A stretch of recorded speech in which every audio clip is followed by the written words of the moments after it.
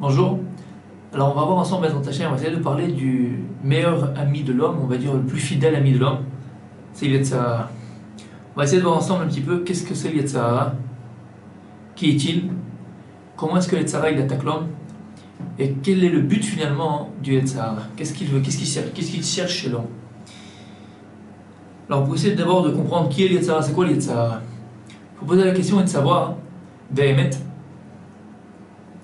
comment est-ce possible qu'il y ait le mal dans le monde?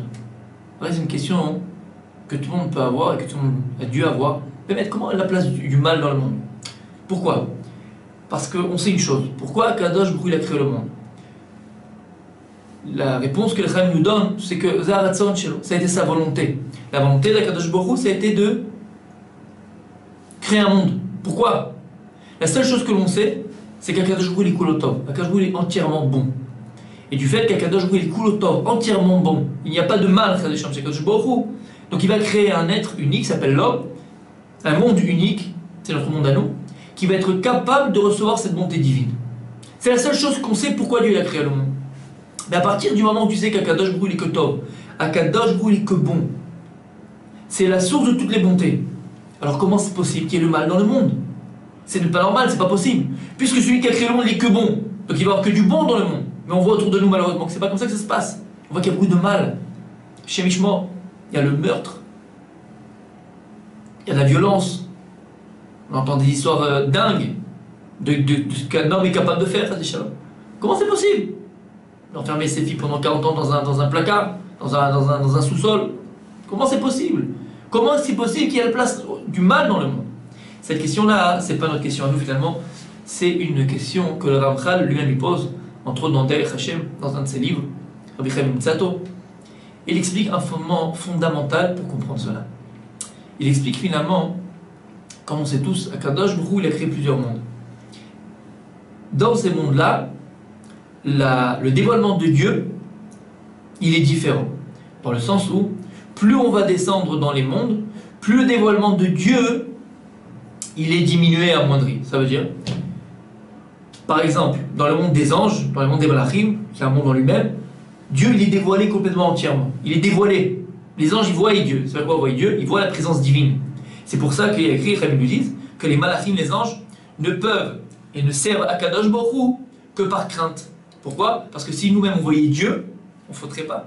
Et c'est ce qui est écrit d'ailleurs, on va le voir Bezrat Hashem à la fin du cours. C'est ce qui est écrit dans la Gemara dans Souka, qu'à la fin des temps, un Kadosh Baruch Hu il fera la shrita au Yetzer Hara. C'est quoi la shrita au Yetzer Hara? Donc il va égorger le Yetzer Hara. C'est une image, ça veut dire quoi? C'est-à-dire qu'il va annuler le Yetzer Hara. Mais comment Dieu annulera le Yetzer Hara? Tout simplement, il se dévaluera à la création, il se dévaluera à l'humanité. Et donc à partir du moment où tu verras Dieu, il n'y aura plus la place à la faute.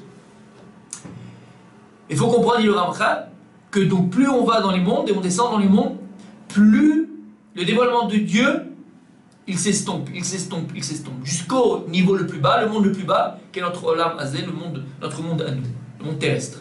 Où là, Akadosh Baruch Hu il s'est caché Kevechol. Akadosh Baruch Hu il s'est caché derrière la nature, si on peut dire, comme vous savez très bien que le mot Hateva en hébreu, ça veut dire en français la nature. C'est les mêmes valeurs numériques, la même valeur numérique que quoi? Que le mot Elohim. Elohim, c'est un nom de Dieu, qui veut dire ici la force de création. Hateva Elohim, c'est la même gématria, la même valeur numérique. Pourquoi? Parce qu'Akadosh Baruch Hu, il s'est caché dans la nature. C'est-à-dire qu'Akadosh Baruch Hu, si tu veux le trouver, il faut que tu le cherches. Tu peux dire, mais l'arbre, comment il pousse? C'est normal, tu l'as arrosé. Non, ça c'est ce que tes yeux voient, tes yeux humains. Il y a des yeux spirituels qui devraient voir Dieu derrière tout ça. Donc Akadosh Baruch Hu s'est caché derrière la création. C'est-à-dire, en deux mots, que finalement, Akadosh Baruch Hu, nous, on ne le voit pas. Et donc, il explique le Ramchal, le fait qu'Aviachol, bien sûr, puisque Adam, Olam, tout le monde, c'est Kvod Hashem, tout le monde, c'est l'honneur de Kulkou. Le monde, c'est Dieu lui-même. Et comme on a expliqué, on ne le voit pas. Et il dit le Ramchal, le fait qu'Akadosh Baruch Hu, il s'est Kaviachol retiré de ce monde-là, ça a laissé un vide, entre guillemets. Il dit ce vide, c'est quoi? C'est la place du mal. Pour imaginer ça, imaginez maintenant, on est dans une école, et le directeur de l'école, il se rend compte que les toilettes ils sont abîmées, il y a des tacs partout dans les couloirs, c'est le chahut total dans l'école, les élèves ils cassent tout, c'est une catastrophe, aucune discipline. qu'est-ce qu'il décide de faire? Il décide de mettre des caméras un peu partout. Il met des caméras dans les toilettes, il met des caméras dans les couloirs, des caméras dans les cafétérias, partout. Et là, qu'est-ce qui se passe? Les élèves, ils savent que quoi? Qu'à tout moment, ils sont regardés par le directeur. Un, il fait le malin, hop, il est renvoyé. Donc, qu'est-ce que ça va entraîner? Qu'est-ce que ça va engendrer? Que tout le monde se tient à carreau, personne ne fait rien, ils ont peur. On sait qu'on les regarde. À partir du moment où le directeur il décide, c'est quoi, ça va, ils sont sympas, ils ont appris la discipline, il enlève les caméras. À partir du moment où on les voit plus, ils recommencent à faire n'importe quoi. Ben en fait, finalement, c'est une image, c'est exactement pareil. C'est-à-dire que, du fait qu'Akadosh Baruch Hu, il s'est retiré de ce monde-là, c'est qu'on ne le voit pas. On ne voit pas la présence divine. Pour voir Dieu, il faut le chercher. À partir de ce moment-là, tu n'as pas les caméras qui te regardent à chaque instant. Donc, il dit le Ramchal, ce vide-là, Kaviarol, qui a été créé par le fait que Dieu s'est retiré de ce monde-là, ce vide, ce manque, c'est le rat, c'est la place du mal. C'est ça le rat, c'est ça le mal. Et finalement, ce vide, ce manque-là, c'est ça qu'on appelle le libre arbitre. Parce que le libre arbitre, finalement, c'est quoi? C'est avoir l'impression, parce que finalement c'est pas vrai, mais avoir l'impression que j'ai le choix de faire ce que j'ai envie de faire. Mais finalement, si on avait conscience de Dieu, et plus on va avoir conscience d'Akadosh Baruch Hu, plus on va se rendre compte qu'on n'a pas vraiment le choix. Parce que si je te dis, regarde, là c'est le ravin, et là c'est le chemin naturel pour arriver à ton but. Qui c'est avec un imbécile qui va prendre le ravin? Personne. Si je te dis qu'à gauche c'est la mort et qu'à droite c'est la vie, qui c'est qui va choisir la mort? Personne. Pourquoi? Parce que tu la vois, tu vois le type en train de se faire découper la tête. Tu dis, moi je vais pas aller là-bas, pourquoi tu veux que j'aille là-bas? J'ai envie de vivre. Mais là parce que tu le vois, tu as la conscience du danger, tu as la conscience qu'à gauche c'est la mort. Le problème c'est qu'on ne le voit pas. Mais dans la vie c'est exactement pareil. Tout ce qui ne va pas te permettre de te réaliser pleinement. C'est quoi se réaliser? Réaliser le Ani, l'être qui est en moi. Et donc, rapprocher d'Akadosh Baruch Hu Be'emet, rapprocher de Dieu véritablement, ça c'est la mort. Ça veut dire quoi? C'est la mort. Pas la mort physique, la mort spirituelle. C'est-à-dire que je vais m'empêcher de me réaliser Be'emet.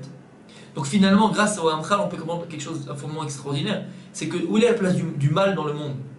Le mal, Kaviachol, il a été créé comment?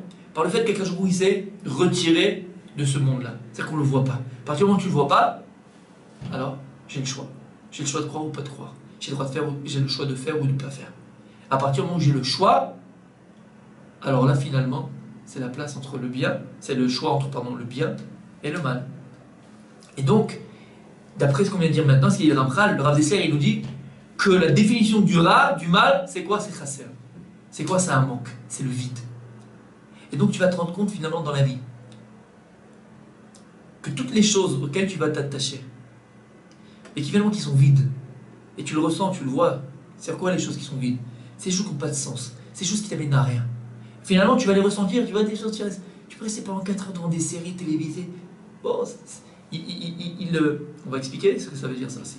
Mais c'est vrai qu'il y a un super suspense, et machin et tout ça. Attends, mais regarde après 6 mois que tu as fait ça. Behemet, sois vrai à ce moment-là. Qu'est-ce que ça t'a apporté? Non mais à ce moment-là, il fait que je me détende et machin et tout ça, et puis je fais... Ça c'est des théories, ça c'est des arguments du Yetzirah. Peut-être beaucoup d'autres moyens, beaucoup plus positifs, pour te détendre. Là, au contraire, des fois c'est une fuite. Parce que la vie elle est tellement difficile, il y a tellement de... Oui, la vie elle est difficile, c'est la vérité. Il y a des difficultés, et puis voir ça comme une chose difficile dans le sens du terme, ça fait partie de la vie. C'est des choses qui nous font grandir, c'est la vie en elle-même. L'éducation des enfants, mon travail, ma relation personnelle, de ce que je dois être, de ce que je suis, mes amis, ma famille, mon couple, tout ça, ça fait partie de la vie pour Hachem, c'est pour qu'on évolue. Non mais j'ai besoin de m'évader. Tu t'évades pas, tu fuis. Et d'ailleurs en hébreu, on voit que en Lashon HaKodesh, c'est ça la beauté, la chose extraordinaire qui existe dans le Lashon HaKodesh, dans l'hébreu, c'est qu'un mot, il définit les choses de manière complète et entière, dans le sens où du mot lui-même, tu peux trouver sa définition et même son contraire. Par exemple, il y a écrit que, comment on dit en hébreu, choisir, l'ifror. L'ifror, ça écrit lamed, vet, resh, echet. C'est les mêmes lettres que quoi? L'ivroar. L'ivroar, ça veut dire quoi en français? C'est fuir. L'ifror veut l'ivroar. Des fois, tu crois que tu choisis, mais finalement, tu ne choisis pas. C'est une fuite. Donc, lorsque tu te mets devant ta télévision, là, pendant machin, lorsque tu vas aller en, je sais pas où, faire la fête, mais t'as pas choisi. T'as pas choisi. Non, mais j'ai besoin de respirer. Il y a d'autres moyens qui me permettent de respirer. Et c'est naturel, on le sait qu'on a tous besoin de respirer. Il y a d'autres moyens beaucoup plus sains qui vont te permettre de t'évader. Là, tu t'évades pas, tu fuis. Oui, c'est une évasion. Tu t'évades de toi-même. Il dit le Rav Dessler, c'est quoi le ra? C'est le vide, c'est le chasser. C'est ce que, du fait qu'Akadosh Baruch Hu, il sait, comme on l'a expliqué, de retirer de ce monde-là, ce vide-là, c'est un manque. Et finalement, l'homme, il vient avec un manque dans ce monde-là. Puisqu'on va expliquer après, Bezrat Hashem, qu'on a le mal aujourd'hui en nous. Le ra, il est en nous. Après la faute d'Adam Rishon, après la faute du premier homme. Donc à partir du moment où le ra, il est en toi, le mal, il est en toi. C'est-à-dire qu'il y a un ra, c'est quoi le ra? On a dit, c'est chasser, c'est un manque, c'est un vide. Donc il existe en chacun de nous un vide. C'est quoi ce vide? C'est quoi cette sensation d'être manquant? C'est finalement ce qui va te pousser à aspirer à vouloir. C'est avec le moteur de ta volonté. Le problème, il va être que où tu vas diriger ta volonté. C'est-à-dire que qu'est-ce que tu vas choisir pour remplir ton manque? Si tu vas choisir des choses vides, donc le mal, le ra, comme on l'expliquait, tu vas jamais te remplir. On n'a jamais vu quelqu'un qui pouvait remplir une bouteille d'eau avec de l'air. Remplir une bouteille avec de l'air, ça restera de l'air, c'est du vent. Donc en fait, on a le choix de choisir. Choisir quoi? Comment remplir ma volonté. Et à partir du moment où une personne va permettre remplir, se remplir, donc remplir, donner satisfaction à sa volonté, remplir sa volonté. Donc, et donc en deux mots, et réaliser sa volonté. Alors il n'y a que à ce moment-là qu'elle va le toucher, Behemet, à ce qu'on appelle la réalisation de l'être et au véritable bonheur.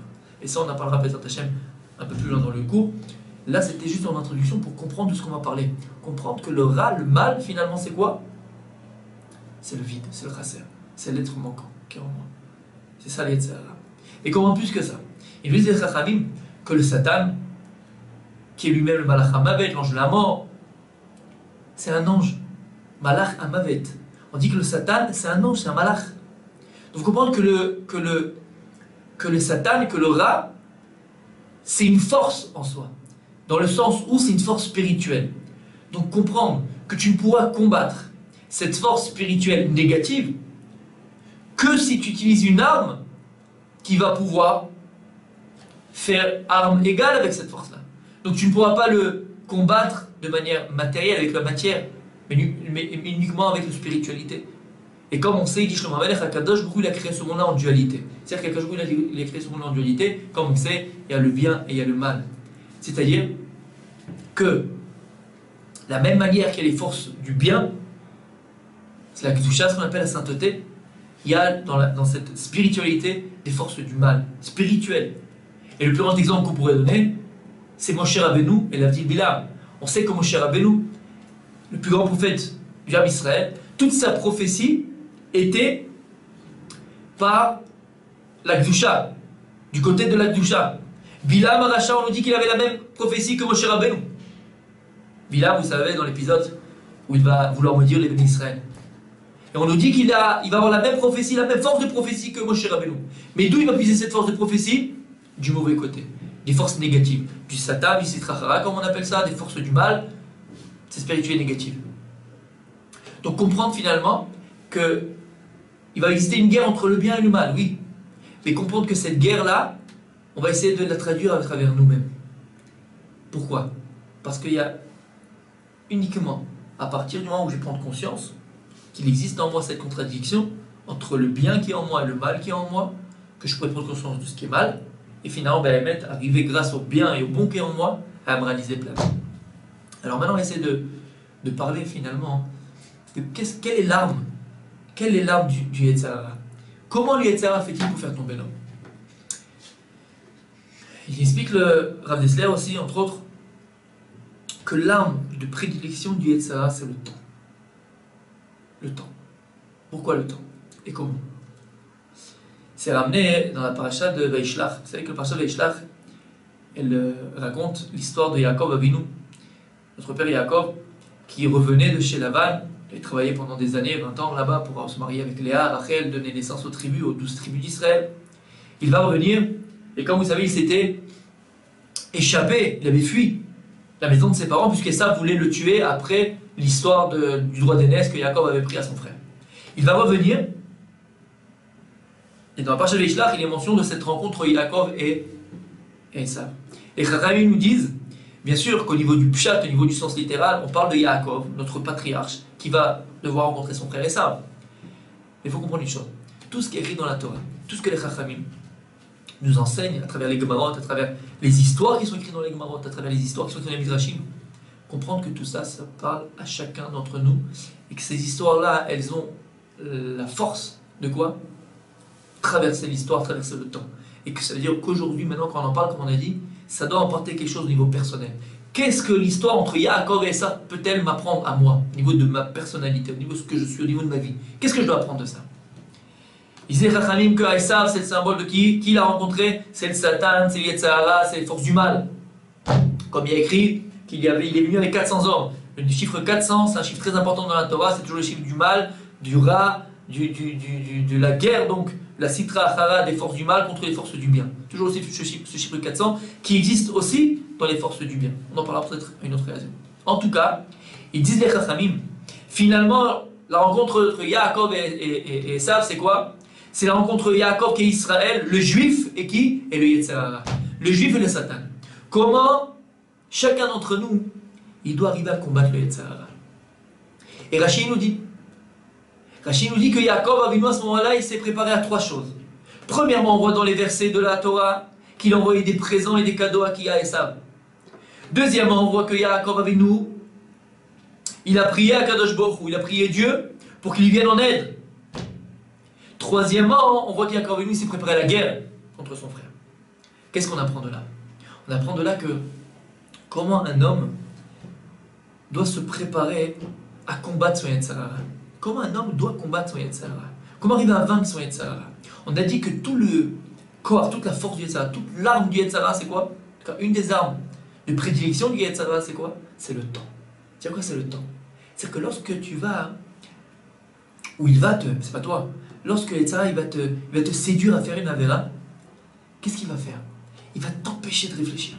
Il va te faire la tout de suite.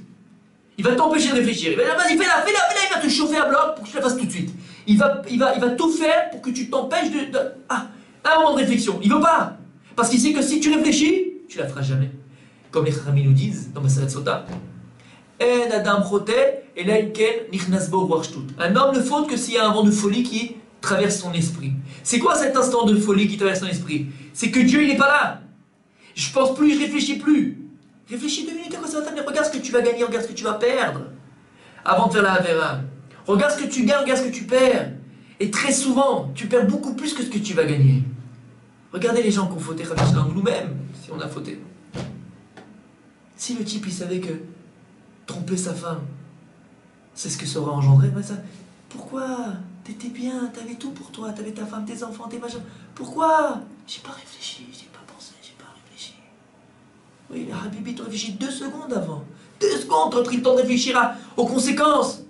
T'aurais jamais fauté. Ça, c'est la fraude du Yetzirah. Le Yetzirah, il fait tout pour que tu réfléchis pas. Fais la Havera, sans réfléchir. Il va t'empêcher d'avoir une réflexion qui va te mettre un frein à ce que tu fais. Alors là, il nous dévoile Yaakov Avinu. Il nous dit, tu sais comment faire pour combattre le Yetzirah du temps. Utilise la même arme contre lui. C'est quoi ça? C'est quoi cette arme-là? C'est le temps. Il nous dit, lorsque le Yetzirah il vient et il te chauffe à bloc, et il te dit, tu sais quoi, fais la Havera, il t'empêche de réfléchir, il va te mettre...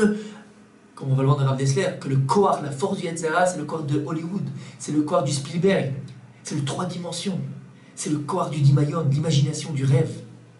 Il va te faire croire des choses. Mais si tu fais ça, mais tu vas voir ce que tu vas voir après. Il va te rendre la chose éternelle et tout en 3 dimensions. Il va te dire, ah, comment c'est possible? Il va t'empêcher de réfléchir.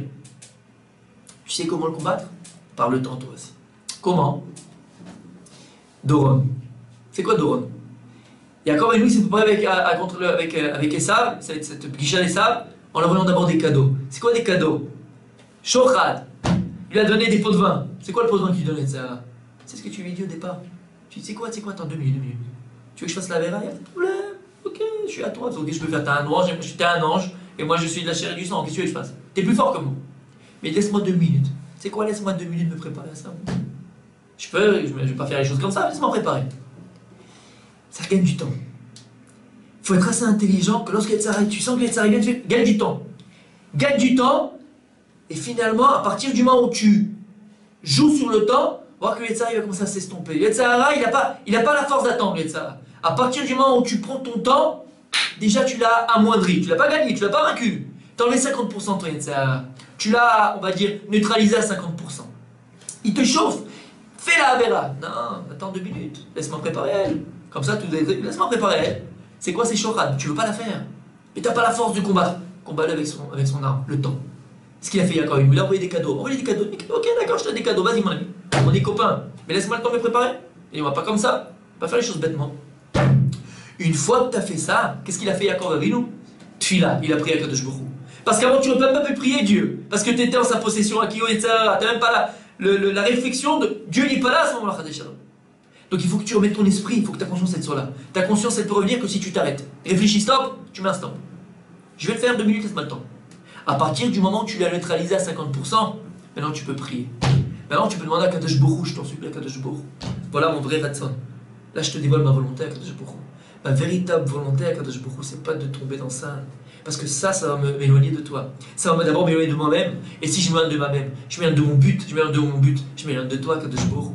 Là, je peux commencer à prier à Kadosh Baruch Hu. Une fois que je prie à Kadosh Baruch Hu pour qu'il me vienne en aide, alors là, qu'est-ce qu'il s'est préparé, Yaakov Avinu, à la guerre.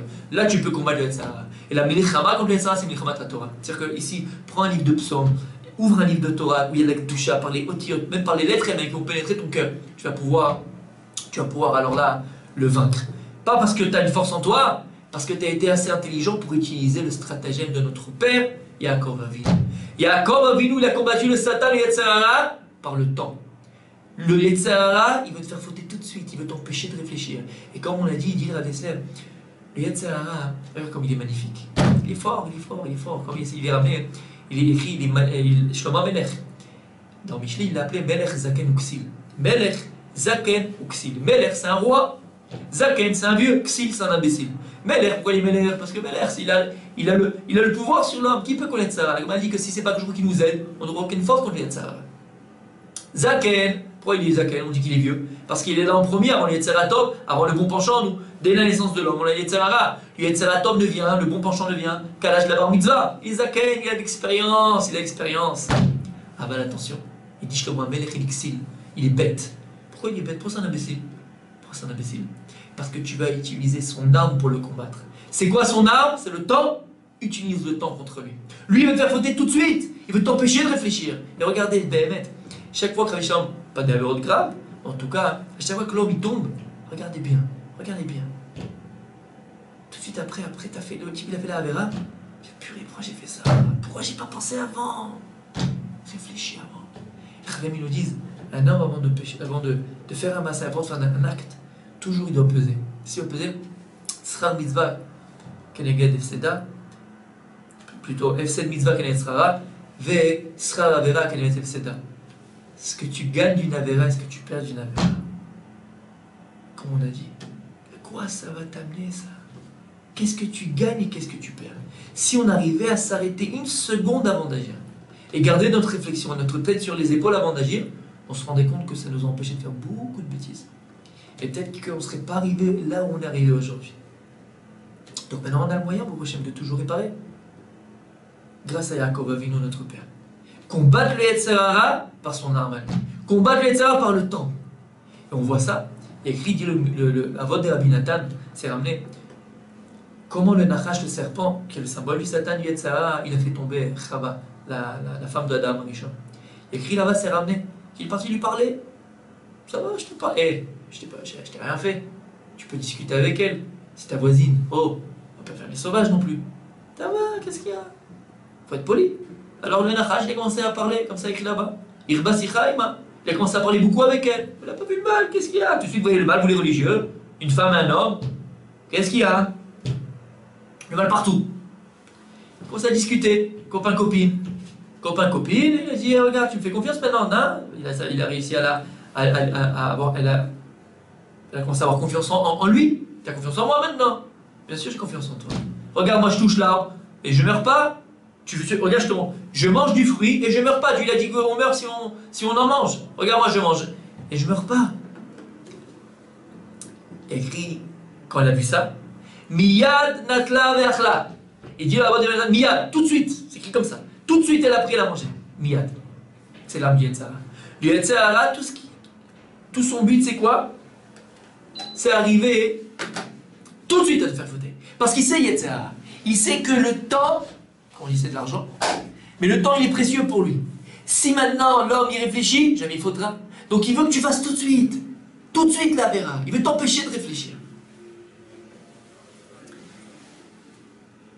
Donc on a ici quelque chose d'extraordinaire. On a ici l'antidote contre ce Yetzirah qui s'appelle le temps.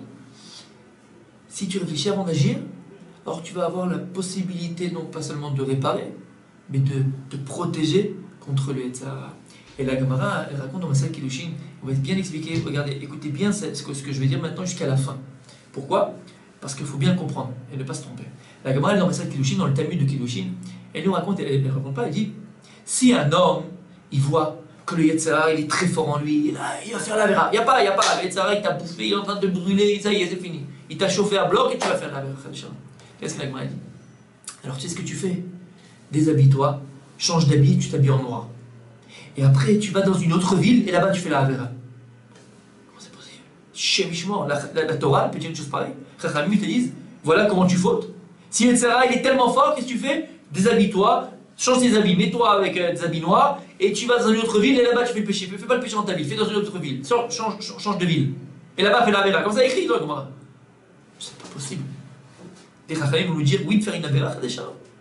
Et là, qu'est-ce qu'ils disent les Chachamim? Qu'est-ce qu'ils viennent nous apprendre ici? Exactement ce que vient de dire, quelque chose d'extraordinaire. C'est que si une personne elle voit que Yetzirah est tellement fort, il a pris la personne, et la personne elle sent qu'elle va craquer. Tu dis c'est quoi? Pareil, prends le temps, te laisse pas avoir, réfléchis 2 secondes. Pour casser Yetzirah, casse-le par le temps, prends ton temps. Attends, stop. Alors qu'est-ce que tu vas faire? Tu sais quoi? Je me mets en tenue. Je vais faire la vera comme ça, moi. Laisse-moi me mettre en tenue. Le temps que le type il va se changer, déjà le feu, pour la calmer, habille-toi. Après il faut que j'aille faire dans une autre ville, la verra. Descends de la maison, il pleut à torrent, prends ta voiture, trouve les clés, cherche les clés, je trouve pas les clés, mets le contact, on y va, il n'y a pas d'essence, mets l'essence, check, l'Yetzirah, tu l'as déjà amoindri, tu l'as gagné par le temps, et bon Hachem, ça t'a protégé de la verra. Ce qu'ils disent les Chachamim. Comment tu vas gagner l'Yetzirah? Par le temps. Prends le temps. Et c'est quoi le temps? On a dit, c'est la réflexion. Réfléchis avant d'agir. On se rendrait compte, Béhémet, que si on prenait le temps de réfléchir avant d'agir, ça nous empêcherait de beaucoup de problèmes à venir. Maintenant, on va voir Bezrat Hashem que le Yetzirah, il a d'autres moyens de faire tomber l'homme. Et grâce à ce qu'on va voir Bezrat Hashem maintenant, on va prendre un fondement aussi très important qui existe en chacun d'entre nous. Les Chachamim ils nous disent, c'est vrai que dans Parashat Vayechi, la Gemara nous dit que cette paracha est écrite Parashat Stuma. Parashat Vayechi, on l'a lu il n'y a pas si longtemps, c'est dans le Sefer Bereshit, on est déjà dans Shemot, dans les Sefer Shemot. En tout cas là-bas, les Chachamim nous disent que vous regardez un Sefer Torah, la paracha, elle est juxtaposée avec le Parashat Vayigash. Il n'y a pas d'espace. Normalement, dans le Sefer Torah, il y a un espace entre chaque parashiot. Là, on dit qu'elle est Stuma, elle est fermée. Pourquoi? Il faut comprendre que Parashat Vayechi, ça va être la vie de Yaakov Avinu, mais la mort de Yaakov Avinu et le début de Sefer Shemot, du livre de Shemot, avec le début de l'esclavage d'Égypte. Et Rashi nous dit, ce que dit Midrash, le symbole ici, ce que la Torah vient t'apprendre, par le fait que cette paracha, les Stouma, elle est fermée. Ils nous disent qu'à partir du moment où Yaakov Avinu il est mort, Nistamu enehem elibam shel Israël. Il a été fermé et scellé donc le cœur et les yeux des bénis Israël. Ça veut dire quoi? On te dit que la raison, une des raisons de la galoute, de l'exil, c'est parce que les yeux et le cœur des bénis Israël, il s'est fermé. Quel rapport? Ils ont fermé les yeux. C'est quoi le symbole de fermer les yeux et le cœur? Il nous dit le Khatam Sofer que le symbole des yeux et du cœur, il dit que le symbole des yeux, c'est le symbole de l'Yirat Shamayim, la crainte du ciel. Le symbole du cœur, c'est le symbole de l'Ahavat Hashem, de l'amour d'Akadosh Baruch Hu. Il y a écrit dans le verset, on le dit ça 3 fois par jour. Dans le Kriyat Shema, dans le schéma qu'on récite le matin, le soir, et une deuxième fois le soir avant de se coucher. On dit Velo tatu achare levavchem achare enechem. Vous n'allez pas explorer, donc vous n'irez pas après votre cœur, après vos yeux. Velo tatu achare levavchem achare enechem. Vous n'irez pas après vos yeux et votre cœur. Asher zonim acharem. Vous ne vous prostituerez pas après. Donc vous n'irez pas suivre votre cœur et vos yeux pour faire le mal. Ils disent les Chachamim, Vous n'irez pas après votre cœur, c'est quoi? C'est la négation de Dieu. Être renégat, Dieu n'existe pas. Vous n'avez pas après vos yeux, Zosnout, c'est la débauche. Comme écrit dans le verset, quand il a dit Shimshon à son père, Samson, quand il voulait se marier avec Dalila, il a dit à son père, prends-moi cette femme-là, qui est Sheraï Be'enai, parce qu'elle est droite à mes yeux, elle trouve grâce à mes yeux. C'est ses yeux qui ont fait fauter. C'est quoi? C'est la débauche. Donc ici, le symbole des yeux, c'est Yirat Shamaïm, la crainte du ciel, qui est l'antithèse de la débauche, de mettre ses yeux là, il ne faut pas. Le symbole du cœur, c'est Avat Hashem. L'antithèse de ça, c'est quoi? C'est Rachel Avodah Zara, l'idolâtrie. C'est quoi finalement? Mettre son cœur et ses désirs dans des autres centres d'intérêt que celui qui est Avodat Hashem, qui vont me rapprocher d'Akadosh Baruch Hu. Et Rashi sur place, il nous dit quelque chose d'intéressant. Il dit, vous n'irez pas d'après vos yeux, mais d'après votre cœur. Rashi nous dit, comment ça marche alors? Comment un homme il arrive à la faute? Comment le Yetzer Hara il va faire fauter la personne? Il dit, Anaim ro'ot, alev chomed, vea guf oseh et avera. Il dit, les yeux ils regardent, le cœur il désire, et le corps il fait la avera. Donc selon Rashi, je vois, je désire et je faute. Et le Midrash, dans le coup de Shimoni, il paraît contradictoire. Il dit comme ça. Il pose la question le Midrash. Il dit, est-ce que c'est le cœur qui vont après les yeux, ou bien les yeux qui vont après le cœur? Et le Midrash il dit, est-ce qu'on n'a jamais vu un aveugle faire toutes les avérotes du monde? Un aveugle, il ne faute pas, bien sûr. Il n'a pas des yeux pour voir, mais en tout cas, il a un cœur pour désirer les fautes. Il a un cœur pour désirer fauter. Et donc, on voit bien qu'un aveugle, il ne voit pas, mais il peut faire toutes les fautes du monde. De là, il dit le Midrash, de là, j'apprends une chose, c'est quoi? Magid, Shainaim olchim achar alev. De là, j'apprends que c'est les yeux qui vont d'après le cœur. C'est-à-dire que d'après le Midrash, c'est l'inverse de ce qu'il dit du Rashi. C'est-à-dire le cœur, il désire, les yeux, ils voient, et l'homme, il fait la avera. Alors que Rashi nous dit quoi? Rashi dit que c'est les yeux qui désirent, c'est les yeux qui regardent, le cœur qui désire, et le corps qui fait la avera, qui transgresse le péché. Contradiction. En deux mots, finalement, c'est est-ce que je vois ce que je désire, ou je désire ce que je vois? Comment comprendre cette contradiction? Pour comprendre ça, il y a un Rav Dessler extraordinaire. Il nous dit, le Rav Dessler, qu'il faut comprendre qu'il y a deux temps dans l'histoire de l'homme. Il y a un premier temps qui est avant la faute d'Adam Arishon, avant la faute du premier homme. Avant la faute d'Adam Arishon, comme on sait, le mal de Satan et de Sarah, c'est le symbole du serpent, il était à l'extérieur de l'homme. C'est-à-dire que l'envie, l'excitation, le désir ne pouvait pas venir de l'intérieur. L'homme, il était bon de l'intérieur.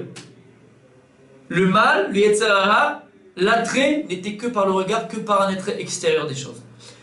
Si on imagine un petit peu ce que ça veut dire, imaginez maintenant, je vous parle, je vous dis à quoi ça sert la fusée Ariane. C'est quoi la fusée Ariane? Une fusée. Par exemple, la fusée, je sais à quoi ça sert, j'ai une connaissance de la fusée. Maintenant, moi et la fusée, à quoi ça sert? Ça sert à aller dans l'espace, sur la Lune, c'est tout. Et moi, la fusée, c'est 2 millions sous les mers. Pareil, Adam Arishon, avant la faute, avant d'avoir mangé le fruit interdit, le mal était à l'extérieur de lui. Ça veut dire quoi? Ça veut dire que il avait une connaissance du mal. Il savait que cette chose-là, qui s'appelle le serpent, le Satan, etc., le mal, à quoi ça sert? Ça sert à enfreindre la parole de Kadosh Baruch Hu. Il savait à quoi ça servait. Mais le mal n'était pas en lui. C'est-à-dire que l'attrait, comme on a dit tout à l'heure, on vient de dire maintenant, l'attrait, le désir ne peut que par un regard. La preuve, écrit que, comment elle a fauté Chava? Écrit, Batere Aisha qui tov à etz le machal. Elle a vu la femme à Chava que le fruit il est bon à être mangé. Elle a vu. Pourquoi elle a vu? Oui, parce que le désir ne pouvait venir que par d'abord un regard. Elle a regardé, elle a désiré, elle a fauté. Elle a fait fauter l'homme aussi. Par contre, il a le Rav Dessler, après qu'Adam Arishon ait mangé du fruit interdit, c'est quoi le fruit interdit? Du Hetz, de l'arbre, de la connaissance du bien et du mal. Le mal, le Satan, et etc., le serpent, il est rentré en l'homme. Et ça répond à une question philosophique extraordinaire. C'est que Rousseau et beaucoup d'autres philosophes disaient que, quelque chose de très faux, l'homme est bon à l'état de nature. Mais c'est la société qui le pervertit. Les philosophes pensaient que l'homme, quand il vient dans ce monde-là, il est bon, il est entièrement bon. Simplement, il va grandir dans une société qui est perverse, avec des vices, donc lui-même, il va grandir dans une atmosphère telle que lui-même va devenir vicieux et pervers et donc mal. Mais l'homme, dans son essence, il est bon. Il vient dans ce monde-là bon. La Torah dit c'est faux. Ça, c'est vrai avant la faute d'Adam Arishon. Par contre, après la faute d'Adam Arishon, Non, ça se passe pas comme ça. Le mal, il est inné en l'homme. C'est-à-dire que maintenant, l'homme, il va venir dans le monde avec une attirance vers le mal, avec un instinct vers le mal, avec ce qu'on a parlé au début du cours, avec ce rat. Le rat qui était à l'extérieur de l'homme, c'est le vide, c'est le manque. Il n'était pas en l'homme, l'homme était complet entier. La preuve, c'est qu'avant la faute d'Adam Rishon, les malachim, les malachas, Sharet, les anges célestes, l'ont pris pour Dieu. C'était un être complet et entier, l'homme. Après la faute d'Adam Rishon, que le mal, et on a dit que le mal c'est quoi? C'est le symbole du rat, c'est le rat, c'est quoi? C'est le vide, c'est le manque. Être un être chasser, un être manquant, il est en nous. C'est pour ça qu'on ressent, chacun de nous, ce manque. Et c'est quoi ce manque? C'est ce mal. Donc finalement, on comprend qu'il n'y a pas de contradiction entre Rashi et le Midrash. Rashi, quand il nous dit que les yeux regardent, après le cœur désire et l'homme il fait le péché, ça c'est une des façons maintenant dans lesquelles l'homme aujourd'hui, nous, l'être, nous, ce qu'on est aujourd'hui, on peut fauter. Parce que maintenant on a deux manières de fauter. Soit parfois je vais fauter par un regard qui va créer en moi un désir et je vais fauter, soit je vais avoir un désir qui va me faire regarder et je vais tomber. Par exemple, Baruch Hashem, j'étais très très bien, je me suis renforcé, j'étais même à des cours de Torah, je me sentais bien dans ma peau, j'étais bien, j'avais pas cette excitation de l'intérieur là qui me faisait faire des péchés, j'étais bien, je me sentais m'élever dans ma Rodat Hashem, au niveau de l'aide de ce que je suis. Et un jour, je regardais à la télé, d'accord? C'était le match de foot, c'est une prolongation, on fait le tir au but et ça s'est terminé à minuit. Et à minuit, je dis à mon derrière, je vais zapper. Et qu'est-ce que tu fais? T'as zappé. Et malheureusement, t'es allé sur une chaîne qui n'était pas super. T'as regardé quelque chose qu'il fallait pas. Ce regard, il a éveillé en toi un désir, et ce désir, il va éveiller en toi un péché. Ou des fois, c'est l'inverse. Des fois, Béhémet, tout d'un coup, tu as un désir ardent pour faire une affaire, pour une chose. Là, qu'est-ce que tu fais? Là, tu allumes la télé, tu regardes, et tu fais le péché.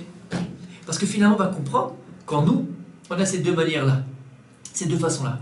Parfois, je vais voir, et le fait d'avoir regardé, ça va créer en moi un désir, et je vais pouvoir, ou je vais malheureusement fauter, ou des fois non, c'est un désir qui va me faire regarder, et je vais fauter. Donc on comprend ici qu'il y a deux choses dans l'homme, le regard et le cœur. Et il dit Rabbi Yitzhak, c'est un Yerushalmi, c'est dans le Talmud de Jérusalem, mais c'est aussi un Midrash. Et il dit Rabbi Yitzhak, Libay ve'enai shel Adam, très saresin de chataim. Les yeux et le cœur de l'homme, ce sont deux intermédiaires du péché. Comment l'homme il faute? Il a deux intermédiaires pour pécher, les yeux et le cœur. Le regard et le désir. Le désir et le regard. Il dit Shlomo HaMelech, Tna bni libechali, ve'enecha darki tzitzorna. Il dit Shlomo HaMelech dans Michelet, donne-moi mon fils ton cœur, et que tes yeux regardent mes préceptes, cours vers mes préceptes. Amar HaKadosh Baruch Hu, il dit HaKadosh Baruch Hu, Hen yahavtali libecha ve'enecha, ane adala de'atli. Il dit à Kadosh Baruch Hu, à chacun d'entre nous, si tu me donnes tes yeux et ton cœur, là je sais que tu es à moi. La preuve pour Kadosh Baruch Hu qu'on lui appartient, qu'on est attaché à lui, qu'on est attaché à l'essentiel. C'est pas parce qu'on a une grande barbe, pas forcément en tout cas, peut-être que oui, peut-être que non. C'est pas parce qu'on a une grosse kippa, peut-être que oui, peut-être que non. Parce qu'on est belle péote. C'est pas parce que lorsqu'on fait le Birkat Amazon, on se balance et on transpire, on dirait qu'on fait le Birkat Amazon du Gaon de Vilna. Pour Kadosh Baruch Hu, c'est pas ça la preuve. Peut-être que oui, en tout cas, c'est pas ça la preuve. Akadosh Baruch Hu, il te dit, tu sais ma fille, tu sais mon fils, la preuve que tu es à moi et tu m'appartiens, si tu me donnes tes yeux et ton cœur. C'est quoi donner ses yeux et son cœur à Akadosh Baruch Hu? Savoir où tu places ton regard, savoir où tu places tes désirs et tes centres d'intérêt. Si tes centres d'intérêt, ce sont des centres d'intérêt qui te rapprochent de moi, ta famille, ton couple, tes enfants, toi-même, tes centres d'intérêt, c'est des choses qui te permettent de vivre ta vie, Béhémet. Pas seulement de la rêver. Rêver, c'est l'Yetzara. On a dit c'est le symbole du Yetzara, le rêve. Le Dimayon, de vivre dans un rêve. C'est ce qu'il veut, l'Yetzara. Mais si tu t'attaches à des choses, Béhémet, qui te rapprochent de toi, qui te rapprochent donc de moi, je sais que tu m'appartiens. Lorsqu'il comme on a donné l'exemple tout à l'heure, tu es devant ta télé et tu es en train de zapper. Tu zappes là, tu es en train de zapper. Ah, tu tombes sur un truc, tu n'as pas fait exprès, Béhémet. Tu tombes sur une scène qu'il ne fallait pas faire. Tu restes ou tu changes de chaîne. Si tu changes de chaîne, tu es à Kadosh Baruch Hu.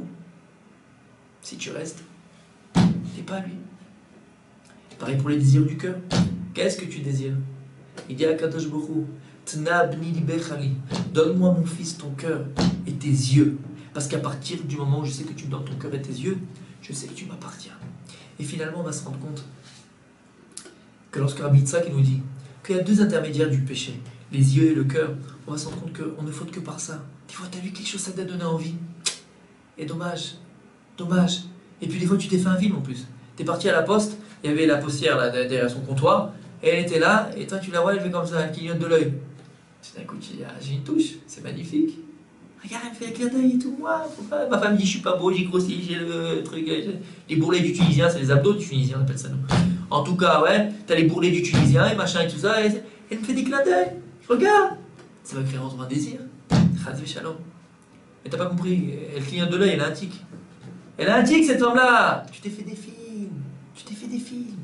Parce que le corps du Yetzirah, c'est le corps du Dimayon. Il dit le Rav Dessler, la force du Yetzirah, c'est corps shaker. C'est le mensonge. Quand on parle du mensonge, on parle du Yetzirah. Quand on parle du Emet, on parle du Tov, on parle du Boum. La force du Yetzirah, c'est le mensonge, on a dit, c'est l'imagination. Il va te faire imaginer les choses. Et je vais te rencontrer des gens qui te disent quoi? La Thaïlande? Mais tu es fou, la Thaïlande, c'est la Thaïlande. Ah, il te parle de la Thaïlande, dire qu'est-ce qu'il a fait? À la fin de la conversation, tu dis attends, mais dis-moi, quand t'es parti en Thaïlande, toi, je t'ai jamais vu, je t'ai toujours vu ici. Non, je suis jamais parti, mais. Mais quoi? Qu'est-ce que tu racontes? T'es pas parti, tu parles de ça? T'imayon, d'imagination. Tu t'imagines être. C'est comme ça que l'Etzar a fait tomber Chava. Écrit Batere Aïcha qui. Tov Etz Lemachal, et a fait la haine. Il écrit elle a vu que l'arbre, il était bon à manger et bon à voir. Attends, il est bon à manger, t'en as goûté, Chava? T'as pas encore goûté, tu sais qu'il est bon? Mais oui, il m'a dit qu'il était machin. Quand tu parles, on dirait qu'il a refait le monde. T'as pas été quoi? T'as pas été au Kenya, au Kilimandjaro? Mais t'as rien vu de ta vie. Mais le Kilimandjaro. Pourquoi? C'est le vide. Ça te remplit pas, ça. Et Yetzirah, on a dit le rat, c'est le vide. Donc il existe en chacun de nous un vide. Et ce vide-là qui existe en toi, comment tu vas.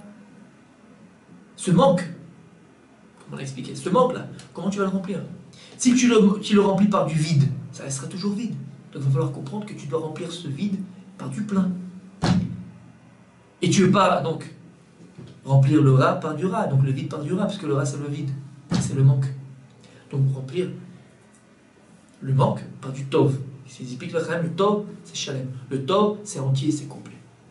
On voit que les yeux et le cœur, on va s'en rendre compte. Les Chaim nous disent au sujet de la sota, cette femme, vous savez, cette femme qui est accusée d'adultère, on l'a amenée à Jérusalem, elle devait boire des eaux amères, dans lesquelles on avait écrit le nom de Dieu.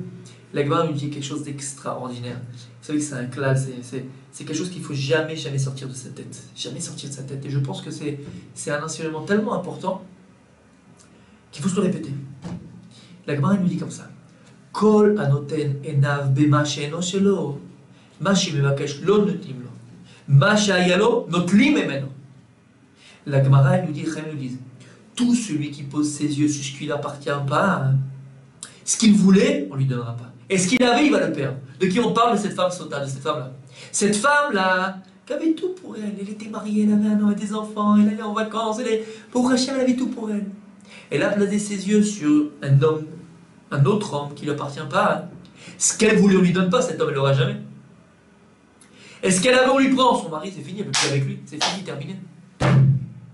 Kol anoten enav, tout celui qui pose ses yeux sur ce qui ne lui appartient pas, ce qu'il voulait, on ne lui donnera pas, ce qu'il avait, on le lui prend. Par quoi ça commence? Par les yeux et le regard. Arrête de regarder ailleurs. Le problème, encore une fois, c'est que le Yetzirah, qu'est-ce qu'il va faire? Il va faire en sorte de nous faire croire que le bonheur, il n'est pas là. Le bonheur est toujours chez les autres. Si les autres, c'est toujours mieux, comme on dit, le gazon du voisin est toujours plus vert. Ben oui, regarde son mari à elle, regarde, il est gentil, il lui fait des cadeaux et machin. Mais tu sais comment ça se passe quand il ferme la porte de la maison? Arrête de juger ton couple et ta vie à toi, de la quelqu'un en fonction des autres. Ça, c'est l'Yetzirah, tu as placé tes yeux là où il ne faut pas. C'est pareil l'homme. On donne l'exemple de la femme, c'est pareil l'homme. C'est pareil nous-mêmes. Partir du moment où tu places tes yeux en ce qui ne t'appartient pas, ce que tu voulais, tu ne l'auras jamais. Pourquoi? Parce que comprends une chose, que ce qui n'est pas chez toi, c'est que tu n'as pas les moyens de l'avoir. Ce n'est pas des choses qui sont pour toi. Donc tu ne l'auras jamais. C'est pas à toi. Tu ne l'auras jamais.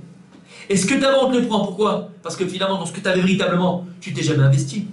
Donc puisque tu t'es pas investi, tu vas le perdre. C'est parti d'où? D'un regard. C'est quoi le symbole du regard? C'est quoi le symbole du regard? C'est tu vas mettre ta tête, tu vas mettre tes centres d'intérêt, tu vas mettre ta préoccupation pas en toi, pas dans ce que tu as. Tu as toujours regardé chez les autres. Et d'ailleurs, il disait que Rabbi Nachman, il explique. Vous savez, quand on a Shana Kodesh, il explique Rabbi Nachman que chaque mot, il a sa définition. Il explique Rabbi Nachman que la première lettre d'un mot, c'est ce qui définit véritablement le mot. On voit qu'en hébreu, comment on dit je suis, être, c'est ani. Ani, c'est être. Mais quand on parle de ani en hébreu, il faut comprendre que si ça s'écrit Aleph Nun Yud, et que la première lettre de ce mot, Al-Ani, qui veut dire être, je suis, ça commence par un Aleph, c'est qu'ici, les Chachamim, la Torah, elle veut te définir c'est quoi Ani. Et ils disent, c'est quoi le symbole de la lettre Aleph dans la Torah? Zaloufo Shel Olam. C'est le maître du monde. De la même manière qu'Akadosh Baruch Hu, il est Aloufo Shel Olam, le maître du monde. Akadosh Baruch Hu, il vient, il te dit, il nous dit à chacun d'entre nous, Ani, être. Il y a une seule créature, une seule création qui peut être et me ressembler. Kaviachol, Akadosh Baruch Hu, il te dit, c'est toi l'homme. Ani, tu peux devenir, tu peux être. Quand est-ce que tu es véritablement Ani avec un Aleph, je suis, je vis. Quand tu as un Aleph au début du mot. Ani, Aloufo Shel Olam. Un homme, il doit être Aloufo Alolamo. Un homme, il doit être maître de son monde à lui. Aloufo Shel Olam, c'est maître de son propre monde. Tu as un monde à toi, ton couple, ta famille, ton travail. Je dirige ma vie. C'est pas Yetzirah qui dirige ma vie. Je dirige, je prends des décisions. Ani avec le Aleph. Mais par contre, tu peux tomber très bas. Être Ani. Changer le Aleph avec un Aïn. Quand tu changes le Aleph du mot Ani avec le Aïn, tu viens avec le mot Ani. Ani, c'est quoi être pauvre? C'est quoi un pauvre? C'est quoi le symbole du pauvre? Le symbole du pauvre, c'est quelqu'un qui dépend des autres. Le symbole du pauvre au niveau de l'être, c'est quand tu ne dépends plus de toi-même et de Yetzirah. Tu te laisses avoir par ton Yetzirah. Tu te laisses diriger par ton Yetzirah. Là, on t'appelle quelqu'un de Ani. Tu as transformé le Aleph qui est Aloufo Shel Olam, le maître de ton monde à toi. Par quoi? Par Ani. Ani, c'est quoi? C'est pauvre. Et qu'est-ce qui va pas faire passer du Aleph au Aïn? Qu'est-ce qui va passer du Ani avec un Aleph? Moi, je suis, je vis. Au Ani, quelqu'un de pauvre, que tu dépends plus maintenant, tu dépends plus de toi-même, tu dépends du Yetzirah. C'est le Aïn. Le Aïn en hébreu, ça c'est la lettre Aïn, mais ça c'est les yeux. Parce qu'encore une fois, qu'est-ce qui va faire sortir un homme de son monde à lui? C'est le regard, les yeux, les centres d'intérêt. Quand tu regardes les autres. Shoshan Barim Otimet Adam Ina Olam, il écrit. Il dit dans Pirkei Avot, il y a trois choses qui sortent l'homme du monde. De quel monde? De son monde à lui. Akina, Atahava, Bayetzara, la jalousie, les instincts et les plaisirs et les Yetzara, qui en fait tous, ensemble. Ces trois choses, ils vont sortir l'homme de son monde à lui. Ton monde à toi. T'es un Ani. On a tous le devoir d'être. T'as un monde à toi, t'as ta femme, tes enfants, tu vas construire, peut-être t'es pas encore marié, tu vas construire, mais ça va ton goût. T'as un monde à toi. T'as une richesse intérieure extraordinaire. Et t'as tous les kelim, tous les moyens, tous les instruments pour réussir ta vie. Akadosh Baruch Hu, les instruments qui doivent être ton kisharon que t'as, ta faculté mentale que tu as, ton physique que tu as, tes traits de caractère que tu as. Tout ça, c'est des moyens par lesquels Akadosh Baruch Hu t'a donné pour que tu vives ta propre vie. Mais ici, il y a quelqu'un qui est passé de t'empêcher de vivre ta vie. C'est qui? C'est le Yetzirah. Tout le but du Yetzirah, bah, qu'est-ce qu'il a mis? Il demande de tuer l'homme. Pas au niveau physique, au niveau spirituel. C'est quoi tuer l'homme? C'est t'empêcher de vivre. Tu vis pas. C'est quoi empêcher de vivre une personne? C'est que tu vis pas ta propre vie. Tu t'imagines vivre, mais tu la vis pas. Qu'est-ce qui va te faire passer du Ani à l'Oufo Shel Olam, maître de ton monde à toi, au Ani, avec le Aïn? C'est le regard, c'est la vue. Tu as regardé, tu regardes là-bas, regarde ma voisine, regarde. Sa femme à lui, comment elle est sympathique, comment elle est gentille, comment elle le gâte. Pourquoi tu regardes ailleurs? Ta femme elle est aussi sympathique, le problème il est que tu l'as jamais regardée. T'as même pas pris le temps d'apprendre qui elle était. Donc je la connais pas, c'est tout. C'est quelqu'un que tu connais pas. Apprends à la connaître. Mais le problème c'est que on est gavé de ça, avec les séries qu'on peut voir, les séries télévisées, les films télévisés, le Hollywood qu'on peut voir. C'est toujours des films à l'eau de rose, tout va bien, tout marche bien, bon, Rachel, c'est extraordinaire. Mais qu'est-ce que c'est? C'est un rêve, c'est le rêve, c'est le monde du rêve, c'est l'imagination. Et donc, l'Yetzirah, qu'est-ce qu'il va vouloir faire de toi? Il va vouloir que tu rêves ta vie, mais que tu ne vives pas tes rêves. À ce moment-là, qu'est-ce que ça crée? Un malaise, parce que j'arrive pas à ce que j'espère arriver. Ça, c'est l'Yetzirah. Le Yetzirah, il va m'empêcher de vivre ma vie, il va me faire rêver. Et donc, il va me faire aspirer à des choses, avoir l'ambition de choses, finalement, vides de sens. Et tu ne pourras jamais remplir le vide par le vide, puisque le mal en est, c'est le ras, c'est le chasser, c'est le manque. Ce manque qui existe en chacun de nous. Et c'est notre moteur. On est un être manquant, à tous les niveaux spirituels, matériels, on est des êtres manquants. Il faut arriver à combler ces manques. et tu ne pourras jamais les combler par du vide, donc par le mal, que par des choses positives. Investis-toi dans ton couple, investis-toi dans l'éducation de tes enfants, investis-toi dans ta relation personnelle. Fais des choses qui vont te donner à manger. Tu as essayé, tu as regardé, ça t'amène nulle part. Essaye autre chose. Essaye autre chose, tu verras peut-être que ça marche. Donc finalement, on a quelque chose de très très fort ici. C'est que ça va où tu places tes yeux et ton cœur. Et c'est exactement ça qu'on nous dit, les familles nous disent que la paracha de Vaïri, comme on a dit, elle est stouma, et elle est fermée. Pourquoi? Le symbole qu'à partir du moment où Yaakov a vu notre père Yaakov, il est mort, alors Nistamu Enehem Libam chez Israël. Les yeux, le cœur de Israël, il s'est fermé. Ça veut dire quoi? On a dit, c'est quoi? Il s'est fermé les yeux, le cœur de Israël s'est fermé. Et c'est on nous dit donc, c'est le début de la galoute, le début de l'exil égyptien, l'esclavage égyptien. C'est vrai au niveau de la communauté d'Israël. C'est comme ça que ça s'est passé. Mais si vous comprenez, c'est au niveau individuel, c'est pareil. Quand est-ce qu'une personne devient esclave du Yetzirah? Quand est-ce qu'une personne s'exile d'elle-même? Quand est-ce que l'exil commence? C'est lorsque tu ne gardes plus tes yeux et ton cœur. Lorsque tu ne gardes plus ton regard et tes désirs. Alors tu vas commencer à t'éloigner de toi-même. Tu vas regarder autre part. Tu ne regardes pas dans ce que tu as. Tu vas désirer autre chose. Donc tu vas plus t'amuser dans ce que tu as. Et tu vas t'éloigner doucement de toi-même. Et tu vas créer un exil personnel. Et c'est pour ça que tu es dans le malaise. C'est pour ça qu'on peut rentrer dans un malaise. Parce que tu ne vis pas. C'est pas toi qui vis. Ça, c'est la force du Yetzirah. Le Yetzirah, tout ce qu'il va faire, il va essayer de te faire passer à côté de ta vie. C'est tout ce qu'il va faire. Mais qu'est-ce que la mytho? Tu as une vie sans rien. Vide. Une vie vide. Voilà, une vie de vide. Vide. Si on a compris ça, hein, on peut comprendre quelque chose d'extraordinaire dans Yetzirah. Ça continue donc dans le même sens qu'on vient de dire. C'est que finalement, Yetzirah, ce qu'il va essayer de faire, c'est que, vous savez, il y a une question que, depuis la nuit des temps, l'homme s'est toujours posé. Les plus grands philosophes ont essayé de poser. C'est quoi cette question-là? Où est le bonheur? Où se trouve le bonheur, Bémet? Il y a tellement d'encre qui ont été écrits sur ça, de livres qui ont été écrits sur ça. Où est le bonheur? Et puis, il y a tellement de livres qui ont été écrits qu'on n'a toujours pas la réponse. En tout cas, on ne nous a pas donné la réponse. Et les philosophes n'ont pas trouvé la réponse.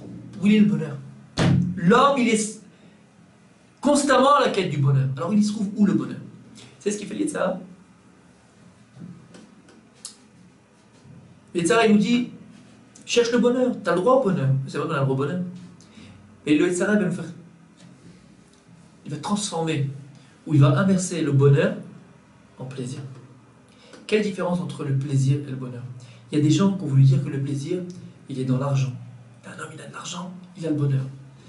Certains vont penser à dire que le bonheur, il est dans les femmes. Tu as plein de femmes, tu kiffes, c'est le bonheur.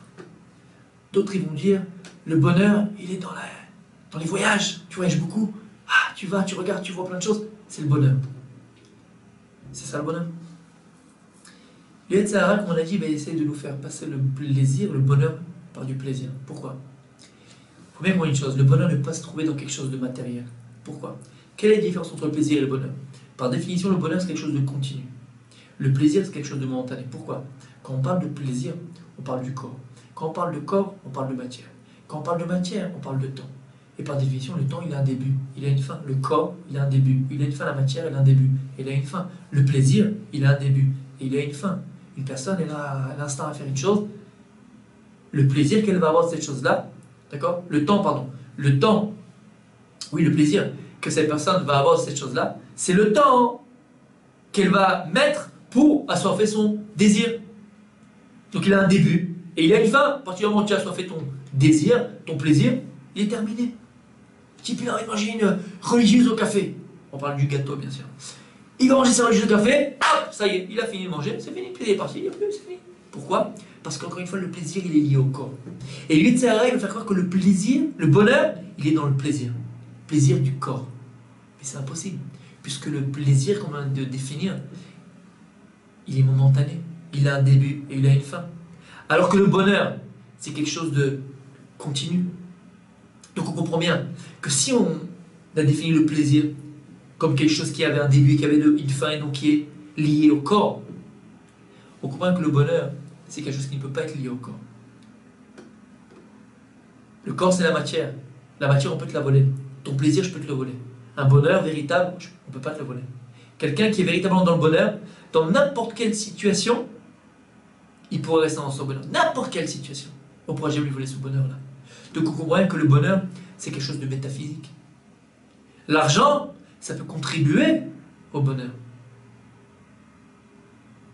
L'aisance matérielle, ça peut contribuer. Ça peut contribuer au bonheur. Mais ce n'est pas le bonheur. Le bonheur, c'est quelque chose qui dépasse la matière. Donc c'est quelque chose de spirituel. Et à cette question, finalement, on voit que David Amelech, il a déjà répondu. C'est dans le premier Teilim, premier psaume. Ashrei Aish, heureux l'homme, Asher lo halach be'atzat reshaim, qui n'est pas allé d'après les reshaim, d'après le mal. Il continue. Alors, où est le bonheur? Et là, Betorat Hashem Chefzo, c'est dans la Torah de Dieu, tous ses désirs.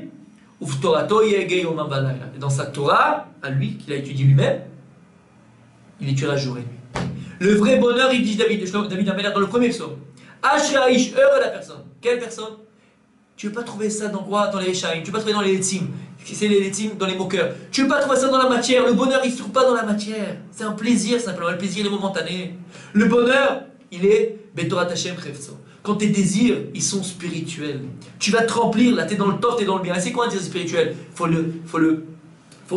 l'expliquer. Ça veut dire quoi un désir spirituel? Investis-toi véritablement dans ton couple. Investis-toi véritablement dans l'éducation de tes enfants. Investis-toi dans les choses essentielles de la vie.